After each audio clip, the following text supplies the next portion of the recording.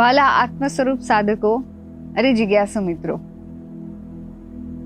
હવે આપણા આ જ્ઞાન ચર્ચાને આગળ વધારતા આજે અત્યાર સુધી ચર્ચાઈ ગયેલા હરેક વિષયોના એક મહત્વપૂર્ણ ભાગ જેને આપણે ભૂલીએ છીએ એના પર આપણે વાત કરીશું.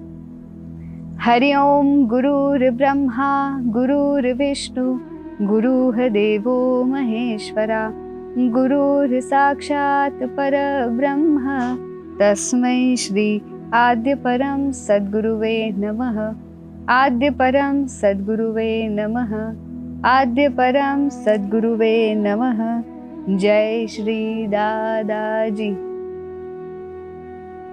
મિત્રો, આપણે ક્યારેય શાંતિથી બેસીને વિચાર્યું છે કે ભગવાને અલગ 84 યોનિમાં સૌથી શ્રેષ્ઠ એવો મનુષ્ય દેહને શું કામ ગણવામાં આવ્યો? હરેક સંતો સાધુ કોઈની પણ તમે વાત સાંભળશો ને તો એમને એક જ વસ્તુ કીધી છે, અનમોલ મનુષ્ય દેહ. કારણ કે આપણે બુદ્ધિથી જ એ યોનિઓ બાકી યોનિઓથી અલગ છીએ. જે બાકી ભોગ યોનિઓ છે એમાં ને આપણામાં અંતર જ માત્ર એ બુદ્ધિનો છે, એ ટેલેન્ટનો છે કે જે બુદ્ધિમત્તા આપણે વાપરી શકીએ છીએ એ તેઓ વાપરી નથી શકતા. જે બોલવાની, ચાલવાની, ફરવાની જે શક્તિઓ આપણને મળી છે, જે આયામો આપણને મળેલા છે આ શરીરમાં, એ શરીરોમાં નથી. તો કહેવાનું ફક્ત એટલું જ મિત્રો કે આ જે આટલી પ્રચંડ બુદ્ધિમત્તા, આટલું જબરજસ્ત ટેલેન્ટ આપણી પાસે હોવા છતાં પણ આપણે એ સવાલો તરફ નથી જતા કે હું કોણ છું, ક્યાંથી આવ્યો છું અને મારે ક્યાં જવાનું છે. જે સ્વપ્નની વાત આપણે કરીને કે આ સંસાર માત્ર સ્વપ્ન જેવો છે, સત્ય હકીકત ક્યાંક બીજે છે, તો અર્થ તો એવું જ થયો ને કે પરમાત્માએ આપણને અહીંયા મોકલ્યા હતા પ્રવાસી બનાવીને, અને આપણે અહીંયાના જ રહેવાસી બની ગયા. પરંતુ મિત્રો, તકલીફ એ આપે છે કે આપણે આ બધું ભૂલી ગયા છીએ, કે આપણે આપણું સ્વરૂપ આપણે ભૂલી ગયા છીએ અને એવા એક ગાઢ જંગલમાં ફસાઈ ગયા છીએ કે જ્યાં પ્રબળ માયાનો પ્રભાવ છે. આ સૃષ્ટિ, આ પ્રકૃતિ, આ પૂર્ણ સૃષ્ટિ છે ને 3 દોરાઓમાં ગૂંથાયેલી છે. એટલે એને ત્રિગુણાત્મક સૃષ્ટિ કહેવામાં આવી, સત્વ, રજસ અને તમસ. કે આપણે જોઈએ છીએ કે આપણે આસપાસ જે આ બધું જે દેખાય છે, તમોગુણ, તો તમોગુણની જો વાત કરીએ તો આ એક એવો અંધકાર છે જે ક્રોધ, લોભ, આ વિકારોમાં પ્રચલિત એવો આ ગુણ છે તમોગુણ. એ સ્વાર્થથી ભરેલો ગુણ છે કે એને સારું ખરાબ કાંઈ દેખાતું નથી, એને બસ પોતાનો સ્વાર્થ દેખાય છે.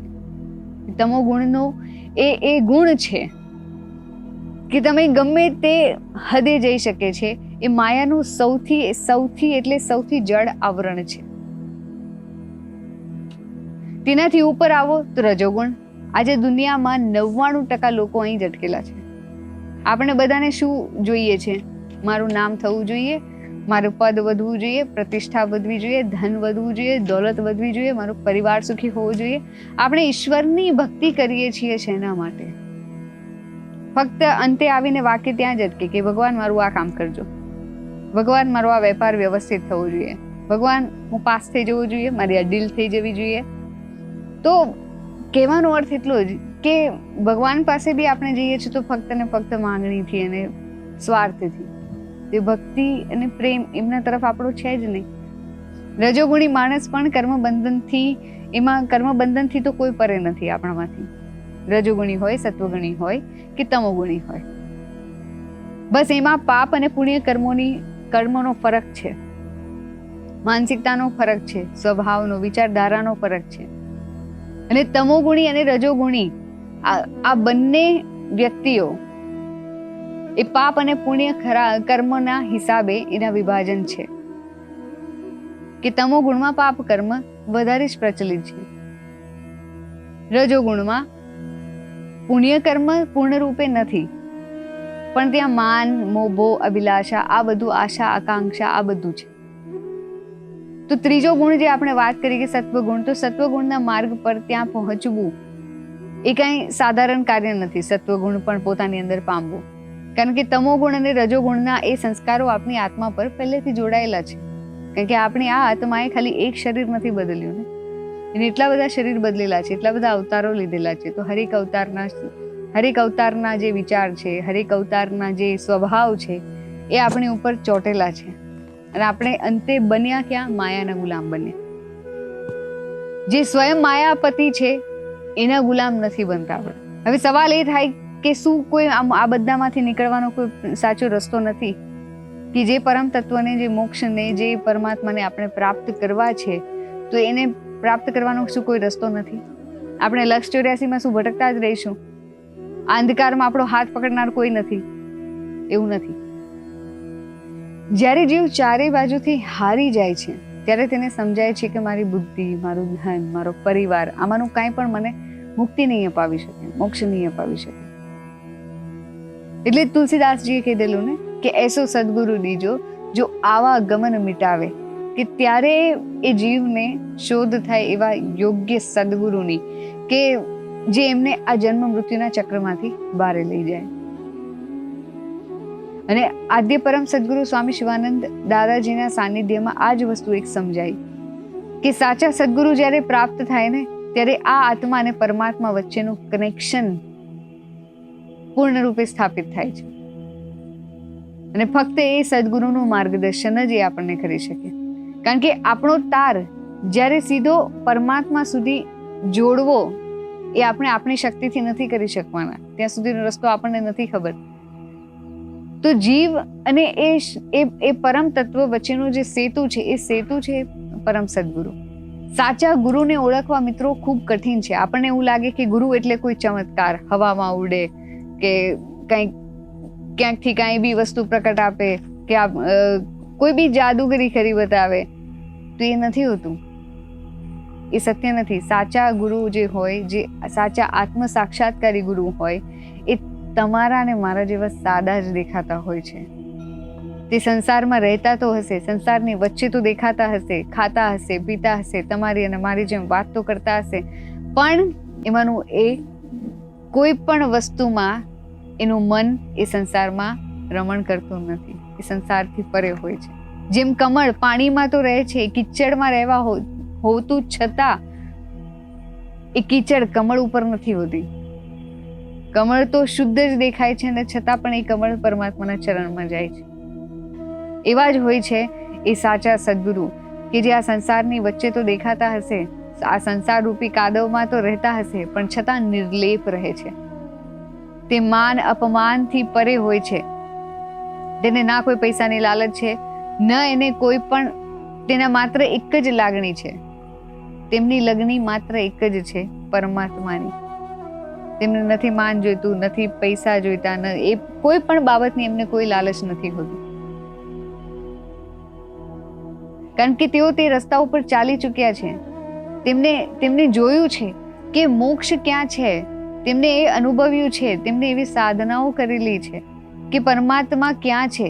અને જ્યારે આપણે આવા સમર્થ ગુરુનો હાથ પકડીએ છીએ ને ત્યારે આપણા રજોગુણ, તમોગુણ એ બધા જ ગુણોના સંતુલનો એ સાચવી લે છે.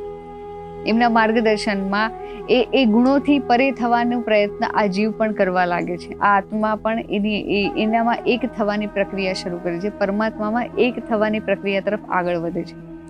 તો આપણને એમ થશે કે સદગુરુ કરશે શું? આપણે ડાયરેક્ટ તો કનેક્શન પામી શકીએ છીએ, ડાયરેક્ટ પરમાત્માને બોલાવી શકીએ છીએ, પણ પરમાત્મા ક્યાં રહે છે એનો રસ્તો જ આપણને નથી ખબર, તો કેવી રીતના જઈશું ડાયરેક્ટ?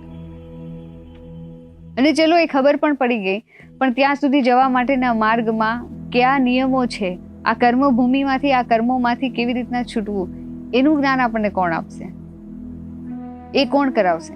જ્યાં સુધી એ નિયમોથી, એ કર્મના નિયમોમાંથી આપણે બહાર નથી જતા, ત્યાં સુધી તો આપણે ત્યાં પહોંચી નથી શકવાના પરમાત્મા સુધી, જે તે લોકમાં જ્યાં આપણને જવું છે. તે મહર્ષિ વેદવ્યાસે પણ એમના વેદોમાં આ વસ્તુના વર્ણન કરેલા છે. પણ એનું આપણને એક્ઝામિનેશન કોણ આપશે? જો હરેક બાળક શાળાએ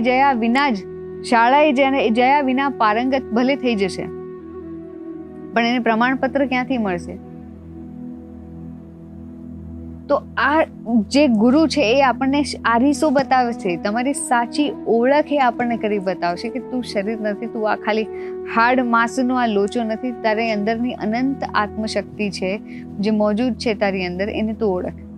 આજે આપણે આપણા આ 6 વિકારોમાં આપણે એના ગુલામો જે બની ચૂક્યા છીએ. આપણી ઈચ્છાઓ, આશાઓ, તૃષ્ણાઓ, ગુસ્સા, લાલચ, આ બધું આપણે છોડી શકતા નથી. સદગુરુની તપોશક્તિ, એમની કૃપા જ્યારે ઉતરે છે ત્યારે એ આપણું એ જ્ઞાન આપણને થાય છે અને ત્યારે એ જ્ઞાન આપણા હૃદયમાં ઉતરે છે અને એ વિકારો ધીરે ધીરે ધીરે ધીરે શાંત થવા લાગે છે એમની સાધના શક્તિથી. એમને એમ તો આપણે આ વિકારોમાંથી બહાર નથી આવી શકવાના. એમને એમ તો આપણને એ કોણ એ ચેક આપશે કે પરમાત્માની દ્રષ્ટિમાં કયું કર્મ યોગ્ય છે અને કયું કર્મ અયોગ્ય છે? કારણ કે અત્યાર સુધી તો આપણે એવી જ રીતે જીવતા આવ્યા છીએ કે મને જેવું આવડ્યું એવું કર્યું, મને જેવું ફાવ્યું એવું કર્યું. પણ કયા કર્મો પરમાત્માની દ્રષ્ટિમાં શુદ્ધ છે કે જે પરમાત્મામાં એક થવા યોગ્ય છે? એ યોગ્ય આપણને કોણ બનાવશે? એ સાચા સદગુરુ વિના તો સંભવ નથી. એટલે એમને ભક્તની વ્યાખ્યા પણ સમજાવી કે ભક્ત કેવો હોવો જોઈએ, કે ભક્ત હંમેશા સમાધાની હોય. સુખ આવે કે દુઃખ આવે છતાં પણ એનો જે વિશ્વાસ છે એમના ગુરુ પર, એમના સદગુરુ પર, એના માર્ગદર્શન પર, એ અવિરત અચલ અટલ રહે. અને એ સદગુરુ વિના તો કોઈ પણ પ્રકારની પ્રાપ્તિ સંભવ નથી. કારણ કે આપણું મન પૂર્ણ રૂપે આ સંસારમાં જ રમણ કરે છે અને મનને સંસારમાં નહીં પણ પરમાત્મામાં પરોવવું તો એ કરાવી જાણનાર સદગુરુ છે. જો સાચા સદગુરુ ન હોય તો આત્મ સાક્ષાત્કાર અશક્ય છે. કારણ કે અહંકાર આપણને ક્યાંય ઝૂકવા દેતો નથી. અને જ્યારે સદગુરુના ચરણોમાં માથું મૂકીએ ત્યારે આપણે આપણા હુંને ઓળખતા શીખીએ છીએ અને ત્યારે જ તો પરમાત્માના પ્રવેશ માટે જગ્યા બને છે. આપણે સૌને એમ લાગે છે કે આત્મા પરમાત્માનો જ અંશ છે, આત્મા એ જ પરમાત્મા છે. તો શું કોઈ આત્મા કોઈ બીજાને નુકસાન પહોંચાડે? આપણા થકી તો કેટલા એવા કાર્યો થતા હશે જેમાં બીજાને હાનિ થઈ, કે આપણી લાલચોના, આપણા વિકારોના કારણે આપણે બીજાને નુકસાન પહોંચાડી દીધું. આ બધી વસ્તુઓ થાય જ છે ને. તો જો એ આત્મા પરમાત્મા જ છે તો આપણે એની પૂજા કેમ નથી કરી શકતા? તો એના દર્શન કેમ નથી કરતા? પ્રથમ તો ત્યાં જ વાત આવે કે આત્મા પરમાત્મામાંથી ભલે ને છૂટો પડ્યો પણ એ અત્યારે પૂજનીય નથી. કારણ કે એ એટલા કર્મના આવરણોથી, એના જે શરીરો એને જેટલા બદલ્યા, એ શરીરના સ્વભાવોના આવરણથી લદેલું છે. ત્યારે એ ત્રણેય ગુણોમાં જકડાયેલું છે, માયાનો ગુલામ છે. તો ત્યાંથી જ્યારે મુક્તિ પામવી હોય તો એવા યોગ્ય સદગુરુ જ હોય જે આપણને એમાંથી બહાર કાઢી શકે. જે સ્વયં દલદલમાં ફસાયેલો છે એ બીજા દલદલમાં ફસાયેલા વ્યક્તિને બહાર કેવી રીતના કાઢી શકશે? એવી જ રીતના કોઈ વિકારી આપણા વિકાર નહીં મિટાવી શકે, પણ જે આ સમસ્ત વિકારોથી પરે છે, જે પરમ તત્વને પામેલા છે, જે આત્મ સાક્ષાત્કારી છે, જે પરમાત્મા સાક્ષાત્કારી છે, એ પરમ તત્વને પામેલા છે, એ જ તો આપણને આ ભવસાગરમાંથી બહાર નીકાળી શકશે ને. એક ભવ બાદ બીજો ભવ, બીજા ભવ બાદ ત્રીજો ભવ, આ ભવોની શૃંખલા ચાલુ જ છે. એટલે તો આને ભવસાગર કહેવામાં આવ્યું. અને આ ભવસાગરને પાર કરવો એ કોઈ સાધારણ કાર્ય નથી. પણ જો એમાં તપોશક્તિ યુક્ત કોઈ સદગુરુ પામી ગયા, જેમ અમે પામ્યા આદ્ય પરમ સદગુરુ સ્વામી શિવાનંદ દાદાજીને, કે આવું મહાભાગ્ય પામી ગયા, તો આ ભવસાગર પાર કરવો જાણે રમત જેવી વાત લાગશે. પણ જ્યારે એમના માર્ગદર્શનમાં આપણે એવી સાધના કરીશું, એમના એ ભક્તિ નિયમોથી ચાલીશું, તો આપણે અચૂક પરમાત્માના સ્વસ્વરૂપના દર્શન આપણે કરી શકીએ છીએ. કારણ કે એ જ તો નાવિક છે જે આ ભવસાગરમાંથી આપણને મોક્ષ તરફ લઈ જશે. કારણ કે સાચા સદગુરુ જ આ ભવસાગરના નાવિક જો બની શકે તો જ આ નૈયા આ ભવસાગરથી પાર થઈ શકે. નહીં તો મોક્ષ પામવો કે આત્મ સાક્ષાત્કાર પામવો કે પરમાત્માના દર્શન પામવા એ બહુ અસંભવ વાત છે. કારણ કે ઋષિ મુનિઓને લાખો વર્ષ લાગી ગયા. આજે પણ કેટલા ઋષિ મુનિઓ હિમાલયમાં એ સખત સાધનાઓ કરે છે. આજે પણ ક્યાં બેસીને કઈ આત્માઓ કેવી સાધના કરે છે આપણે જાણતા નથી. તો જ્યારે સાચા સદગુરુ મળે તો એ સંસારમાં રહેવા છતાં આપણને સંસારમાંથી બહાર નીકાળી અને મોક્ષ તરફ પ્રયાણ કરાવી શકે છે, મોક્ષ પમાડી શકે છે. જય શ્રી સ્વામી શિવાનંદ દાદાજી.